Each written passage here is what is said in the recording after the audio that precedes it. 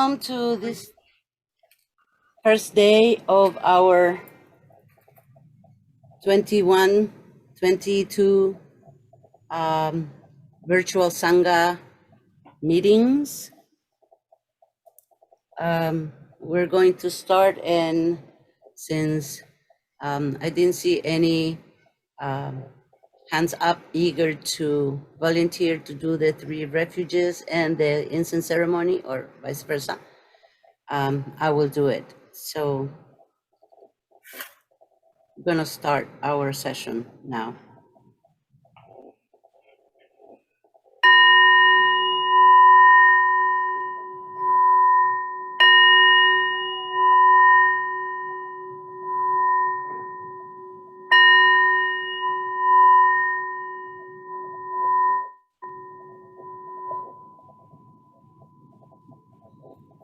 Please rise for the incense ceremony.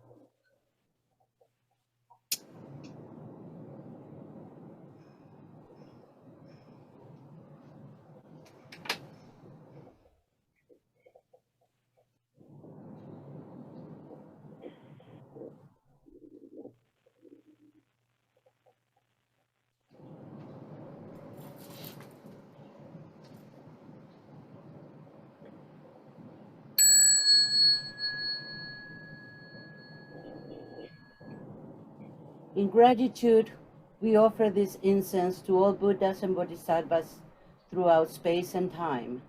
May it be fragrant as earth herself, reflecting our careful efforts, our wholehearted awareness, and the fruit of understanding slowly ripening. May we and all beings be companions of Buddhas and Bodhisattvas. May we awaken from forgetfulness and realize our true home.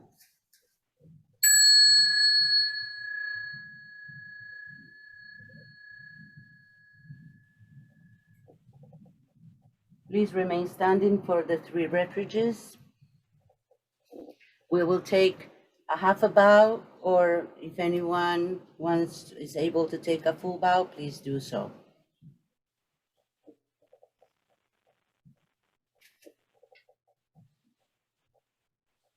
I take refuge in the Buddha, the one who shows me the way in life.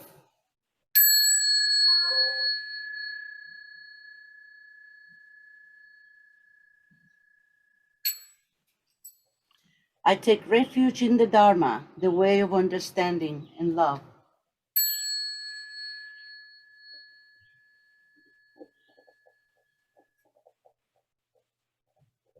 I take refuge in the Sangha, the community that lives in harmony and awareness.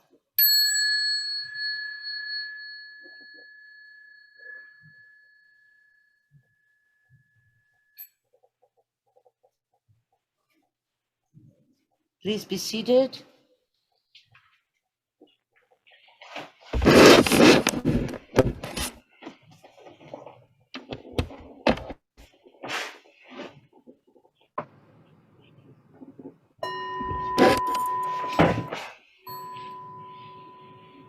We will now chant the Heart Sutra.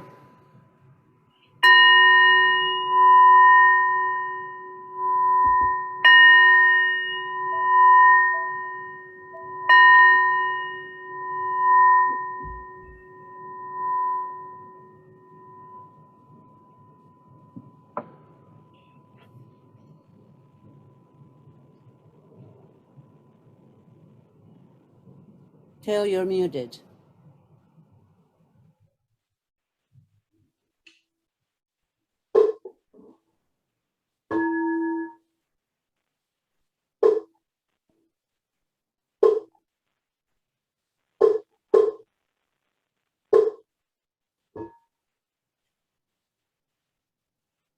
Prajnam Paramitam, the heart of perfect understanding.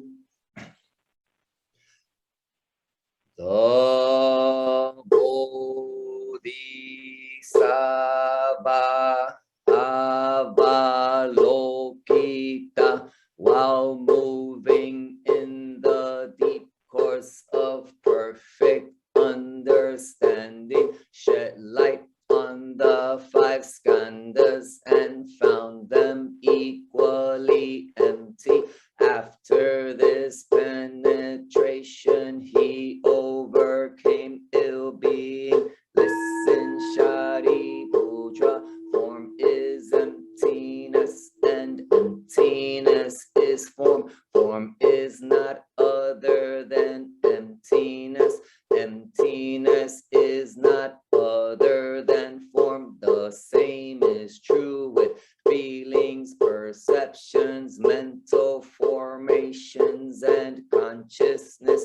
Listen, Shariputra, all dharmas are marked with emptiness. They are neither produced nor destroyed, neither defiled nor immaculate, neither increasing nor decreasing. Therefore, in emptiness there is neither form nor feelings nor perceptions nor mental formations nor consciousness, no eye or ear or nose or tongue or body or mind, no form, no sound, no smell, no taste, no touch, no object of mind, no realms of elements from eyes to mind consciousness, no interdependent origins and no extinction of them from ignorance to death and decay, no ill being, no cause of ill being, no end of ill being, and no path, no understanding, and no attainment, because there is no attainment. The Bodhisattvas grounded in perfect understanding find no obstacles for their minds. Having no obstacles, they overcome fear, liberating themselves forever from illusion, realizing perfect nirvana. All Buddhas in the past, present, and future, thanks to this perfect understanding, arrive at full right and universal enlightenment. Therefore, one should know that perfect understanding is the highest mantra, the unequaled mantra, the destroyer of ill being, the incorruptible truth, a mantra of Prajnaparamita should therefore be proclaimed. Gatte, gatte, para gatte, para samgatte, bodhisattva. Gatte, gatte, para gatte, para samgatte, bodhisattva. Gatte, gatte, para gatte, para samgatte, bodhiswaha.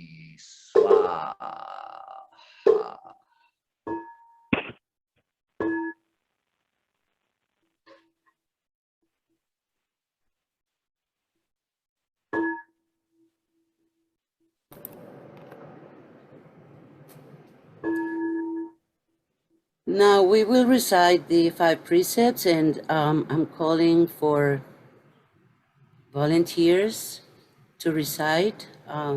Just jump in.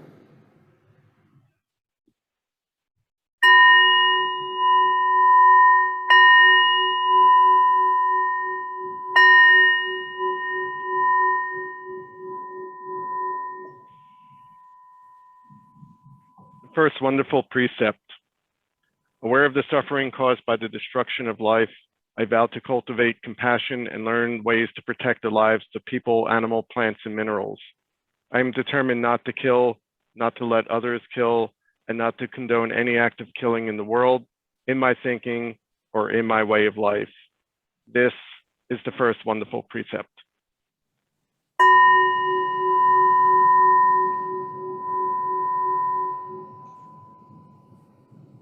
The second wonderful precept, aware of the suffering caused by exploitation, social injustice, stealing, and oppression, I vow to cultivate loving kindness and learn ways to work for the well-being of people, animals, plants, and minerals.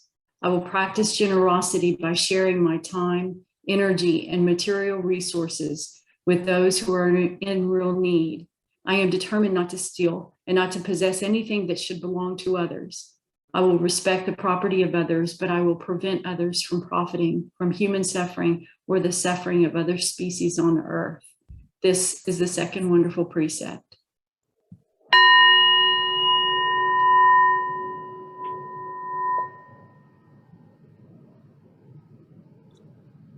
The third wonderful precept. Aware of the suffering caused by sexual misconduct, I vow to cultivate responsibility and learn ways to protect the safety and integrity of individuals, couples, families, and society. I am determined not to engage in sexual relations without love and a long-term commitment. To preserve the happiness of myself and others, I am determined to respect my commitments and the commitments of others. I will do everything in my power to protect children from sexual abuse and to prevent couples and families from being broken by sexual misconduct. This is the third wonderful precept.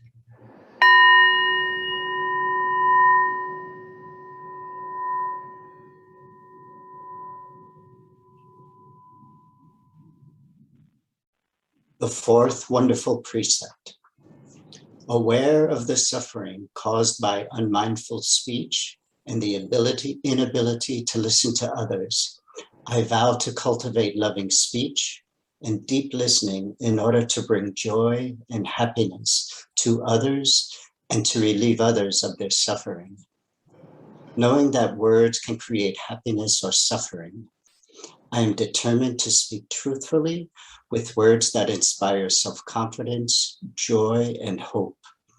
I will not spread news that I do not know to be certain, and will not criticize or condemn things of which I am not sure. I will refrain from uttering words that can cause division or discord, or that can cause the family or the community to break. I am determined to make all efforts to reconcile and resolve all conflicts, however small. This is the fourth wonderful precept.